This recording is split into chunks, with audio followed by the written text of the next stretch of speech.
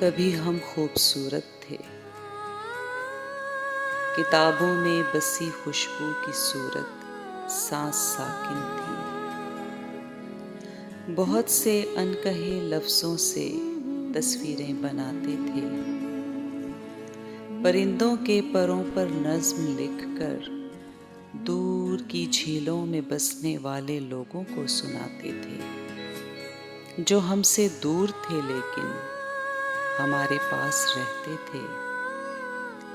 नए दिन की मुसाफत जब किरण के साथ आंगन में उतरती थी तो हम कहते थे, अम्मी तितलियों के पर बहुत ही खूबसूरत हैं, हमें माथे पे बोसा दो, हमें माथे पे बोसा दो कि हमको तितलियों के जुगनुओं के देश जाना है।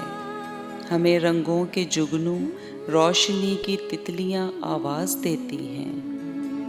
नए दिन की मुसाफत रंग में डूबी हवा के साथ खिड़की से बुलाती है, हमें माथे पे बोसा दो, हमें माथे पे बोसा दो।